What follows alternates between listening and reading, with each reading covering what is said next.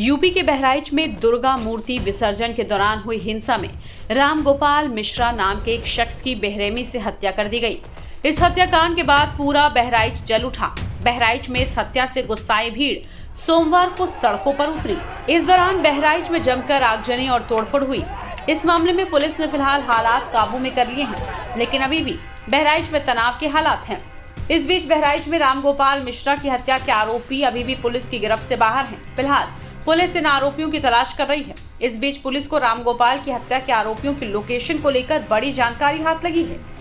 Media reports के मुताबिक रामगोपाल मिश्रा की बेरहमी से हत्या का आरोपी अब्दुल हमीद और उसके दोनों बेटे सरफराज उर्फ सलाम और फहीम अभी भी पुलिस की गिरफ्त से दूर हैं।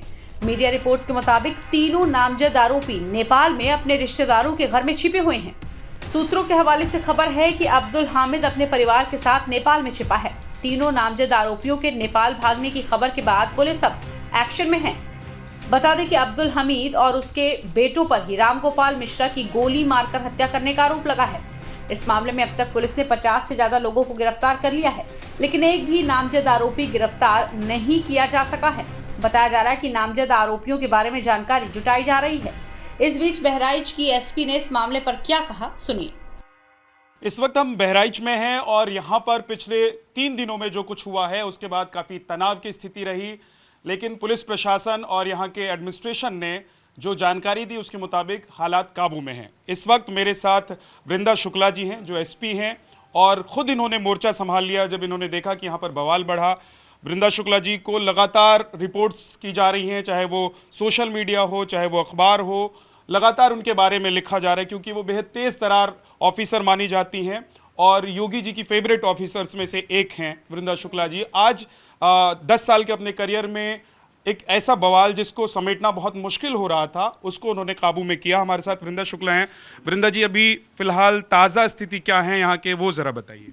जी, स्थिति अब बिल्कुल नियंत्रण में है। सभी जगह बिल्कुल शांति है, सभी लोग अपने अपने घरों में हैं। कल हुई डिस्टर्बेंस के बाद आज सभी जगह हमारे द्वारा व्यापक स्तर पे पुलिस बल की तैनाती की गई है और जितने भी कल प्रभावित गांव थे सभी जगह आज पुनः सुबह भी और शाम में भी डीएम मैडम और मेरे द्वारा सभी जगह भ्रमण किया गया है, लोगों से फीडबैक लिया गया है।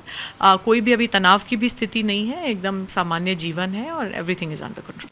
हम क्योंकि घूम रहे हैं, देख रहे हैं सड़कों पर पुलिस फोर्स बहुत ज्यादा है, तो इसका मतलब क्या ये समझें कि अभी भी कुछ लोग डरे हुए हैं या कुछ लोग डराने वाले हैं जिनको अभी आप लोगों को काबू करना है?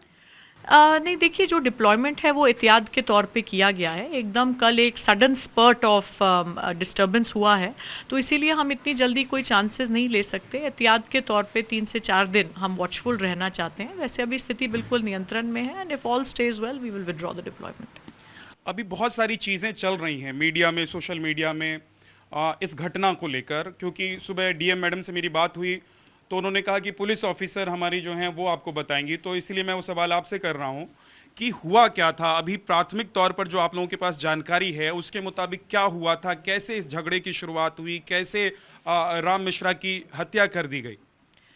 जी, अभी तक जो हमारे पास एविडेंसेस आए हैं मोस्टली वीडियो फुटेज के रूप में, उससे ये स्पष्ट हो गया है कि 13 तारीख को जब दुर्गा मूर्ति विसर्जन के लिए एक जुलूस जा रहा था, तो जब वो एक मस्जिद के सामने से गुजर रहे थे तो वहाँ पे म्यूज़िक बजाने को लेके कुछ विवाद हुआ और जिन लड़कों ने मुस्लिम पक्ष से आपत्ति व्यक्त की उस पर, उन्हीं के कारण ये कॉन्फ्रंटेशन सारा आपस में शुरू हुआ। सांप्रदायिक तनाव की स्थिति उत्पन्न हुई जो कि एक बहुत दुखद घटना में रिजल्ट हुई, जिसमें एक हिंदू लड़के की गोली मार के हत्या कर दी गई। तो पुलिस द्वारा तत्काल इसका संज्ञान लिया गया, इसमें तत्काल मुकदमा पंजीकृत किया गया। एक व्यक्ति की गिरफ्तारी भी हो गई और बहुत जल्द बाकियों की भी गिरफ्तारी होने वाली है। हमने सभी के लोकेशंस पे जीरो इन कर लिया है। लेकिन वो जो एक सांप्रदायिक तनाव की स्थिति बनी हुई थी उसका दुरुपयोग कुछ उपद्रवियों द्वारा किया गया और कल फिर अगले दिन कुछ जो ऐसे थोड़े से संवेदनशील गांव उस क्षेत्र से सटे हुए हैं और वो महाराजगंज जो कस्बा है वहाँ पे कुछ उपद्रवियों द्वारा सांप्रदायिक तनाव की स्थिति का दुरुपयोग करते हुए आगजनी की गई, तोड़फोड़ की गई, कुछ लूट की घटना की गई। तो उसके कारण जो है थोड़ा सा कानून व्यवस्था की स्थिति में डिस्टर्बेंस आया और फिर हमको उसको नियंत्रण में लेना पड़ा। कुछ रिपोर्ट्स में आपको लेडी सिंघम के तौर पर बताया जा रहा है और उम्मीद ये की जा रही है कि जो मुख्य आरोपी है मोहम्मद हामिद वो जल्द से जल्द पकड़ा जा सके। तो क्या लग रहा है कि उसको पकड़ने में आप लोगों को कितना टाइम और लगेगा? बहुत कम समय अब हमें लगेगा। हमारी जो विभिन्न टीम्स हैं निरंतर इस पे कार्य कर रही हैं और बहुत जल्द सभी अभियुक्तों की गिरफ्तारी सुनिश्चित की जाए। एक दो सवाल मेरे और हैं मैम, प्लीज उसका आप जवाब दे दें, क्योंकि बहुत सारे नैरेटिव गढ़े जा रहे हैं। हम लोग क्योंकि यहाँ पर ग्राउंड पर देख रहे हैं और जो बाहर नैरेटिव गढ़े जा रहे हैं उसको थोड़ा सा आप ठीक कर दें तो बहुत अच्छा होगा। क्या म्यूजिक को लेकर झगड़ा हुआ था? क्या राम गोपाल मिश्रा झंडा उतारने के लिए पहले चढ़ गया था, इसकी वजह से झगड़ा हुआ था? और जो उपद्रवी थे, जिनके पास हथियार भी थे, जिनके पास ईंट पत्थर या जो भी था, वो उन्होंने पहले से प्लान किया हुआ था?